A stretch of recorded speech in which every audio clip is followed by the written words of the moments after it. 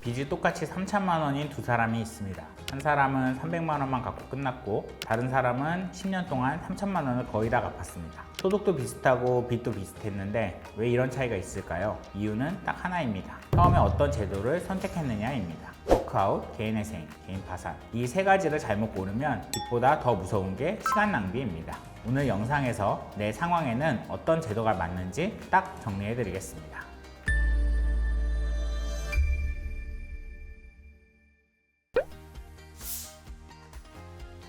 어떤 제도를 선택했는지, 본인의 소득과 재산이 어떤 상황인지에 따라 결과가 달라진 것입니다. 300만 원만 갚은 사람의 경우 변제율 10% 정도로 개인회생이 끝난 사람이라고 볼 수 있는데요. 이 경우 최저 생계비를 제외한 나머지 약 한 8만 원 정도가 변제금으로 잡히고 금액을 36개월 동안 변제하고 끝낸 사람이었을 것이고요. 3천만 원을 전부 갚았다라고 하면 신용회복위원회 워크아웃을 통해서 약 10년에 걸쳐서 이 빚을 나눠서 갚으신 경우가 될 것입니다.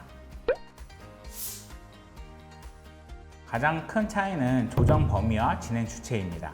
흔히 말하는 워크아웃이라는 제도는 신용회복위원회를 통해서 신청이 가능하시고 이자는 감면해주되 원금은 8년에서 10년간의 장기간에 걸쳐서 천천히 갚게 해주는 제도입니다. 개인회생은 법원에서 주관하며 3에서 5년간의 기간 동안 개인의 소득에서 최저생계비를 제외한 나머지 금액을 모두 변제에 사용하고 원금과 이자를 탕감해주는 제도입니다. 개인 파산 역시 법원을 통한 제도이고 소득이 없어 갚을 능력이 없는 사람들에 대해서 자신이 가진 재산을 모두 처분하고 남은 빚을 한 번에 탕감시켜주는 제도입니다. 네, 맞습니다. 워크아웃이라는 제도는 신용회복위원회라는 중재기관을 통해서 채무자와 금융기관인 채권자들이 사적으로 조정을 거치는 절차라고 보시면 됩니다. 따라서 법원에서 일방적으로 법에 따라서 결정을 내리는 경우와는 다르게 당사자들 사이에 어느 정도 채무에 관한 조정을 이룬다라는 게 이 제도의 본질이라고 보시면 됩니다. 워크아웃은 신청비도 5만 원이면 가능하고 관련 서류도 간단하기 때문에 연체 기간이 짧고 빚이 대부분 금융기관 제도권에 있는 경우 그리고 원금이 크지 않아서 장기간에 걸쳐서라도 100% 갚는 것이 크게 부담이 되지 않는 경우 이런 경우에 이용하시면 유리한 제도입니다.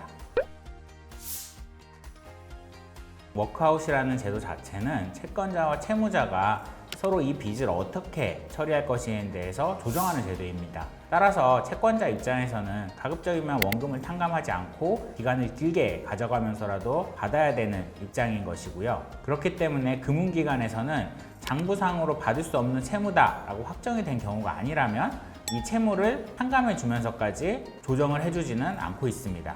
이 점이 법원의 일방적인 결정에 의해서 채무가 조정되는 개인회생과는 다른 점이라고 볼 수 있습니다. 네, 워크아웃으로는 해결이 불가능합니다. 워크아웃은 신용회복지원협약이라는 데 가입된 금융기관의 빚만 처리가 가능합니다. 그렇기 때문에 협약과 무관한 사채, 개인 간의 빚, 국세나 지방세 같은 세금들은 워크아웃의 대상이 되지 않습니다. 네, 개인회생은 가용소득을 기준으로 월 변제금이 결정이 됩니다. 이와 관련한 자세한 내용은 제가 이전에 찍어놓은 영상이 있기 때문에 그 부분을 한번 참고해 보시면 좋을 것 같습니다. 개인 파산은 고령, 중증 장애, 그 밖에 도저히 경제활동을 할 수 없는 사유로 빚을 갚을 능력이 전혀 없는 사람들을 위한 제도입니다. 앞서 말씀드린 바와 같이 개인회생이 경제활동을 통해서 일부라도 채무를 변제하고 남은 채무를 탕감받는 제도라면 개인 파산의 경우는 이 사람이 더 이상 경제활동을 할 수 없다는 부분을 인정하고 더 이상 이 채무를 끌어안고 가게 하는 것이 무의미하다라는 전제하에 한 사람의 재산을 다 정리하고 그 재산을 채권자들에게 모두 나눠준 다음 개인의 빚을 면책시켜주는 제도입니다. 개인 파산이라는 용어 때문에 파산으로 절차가 끝나는 게 아닌가 생각하시는 분들이 간혹 있는데요. 개인 파산은 말 그대로 내가 더 이상 빚을 갚을 수 없다라는 선언에 불과한 거고요. 그 선언을 통해서 내가 어떻게 개인 재산을 정리하고 채무를 어떻게 정리해서 면책 결정까지 받으셔야 내가 더 이상 채무에 대한 책임이 없어지는 단계에 이르게 되는 것입니다. 전문가를 통해서 진행을 하신 경우는 그런 경우는 없지만 내가 파산 선고만 받고 면책 결정을 받지 못하게 되면 파산자 신분으로만 있고 개인의 빚은 면책되지 않은 상태로 남아있는 그러니까 이상한 상태로 남아있을 수도 있는 것입니다. 네, 먼저 종류 하나씩 말씀드리겠습니다. 워크아웃과 개인회생은 꾸준한 소득이 필수로 필요합니다. 다만 개인 파산의 경우는 소득이 없거나 최저생계 미만인 경우도 가능합니다. 빚의 종류는 워크아웃은 협약된 금융기관의 빚만 가능하고 개인회생과 개인 파산은 모든 빚이 포함이 가능합니다. 압류의 경우 워크아웃은 신청 다음날 출심은 멈추지만 이미 걸린 압류 해제는 어렵습니다. 개인회생의 경우 금지 중지 명령을 통해 압류와 추심을 차단할 수 있습니다. 개인 파산의 경우는 파산 선고 후 압류가 중지되고 면책 후에는 압류 해제도 가능합니다.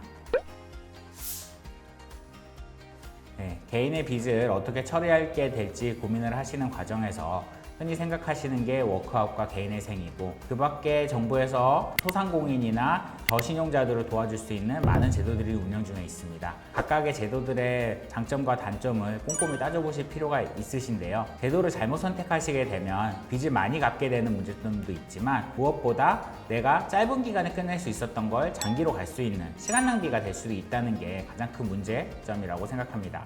신청하시기 전에 내 채무가 어떻게 구성이 돼 있고 내가 한 달에 갚을 수 있는 능력이 어느 정도인지 그리고 내가 지금 재산을 얼마나 가지고 있는지를 종합적으로 고려해서 자신에게 유리한 채무상감 제도를 선택해서 진행을 하실 필요가 있으시고요. 혼자 진행하시기 어렵다라고 하시면 전문가의 도움을 받아보시기를 추천드립니다. 정리하겠습니다. 빚이 많지 않고 오래 나눠 갚을 여력이 있다면 워크아웃, 꾸준한 소득이 있고 원금을 크게 줄이고 싶다면 개인회생, 소득도 재산도 없어 현실적으로 갚을 수 없다면 개인 파산을 검토해야 합니다. 하지만 이 기준만 보고 혼자 결정하시면 안 됩니다. 같은 3천만 원의 빚도 어떤 제도를 선택하느냐에 따라 300만 원만 갚고 끝날 수도 있고 10년 동안 원금을 전부 갚을 수도 있습니다. 빚의 액수보다 더 중요한 건 첫 번째 선택입니다. 잘못된 제도로 몇 년을 돌아가지 마시고 신청 전에 새 제도의 예상 변제금과 기간부터 정확히 비교해 보시기 바랍니다. 지금까지 법무법인 영웅 안영진 변호사였습니다. 도움되셨다면 구독과 좋아요 부탁드립니다. 감사합니다.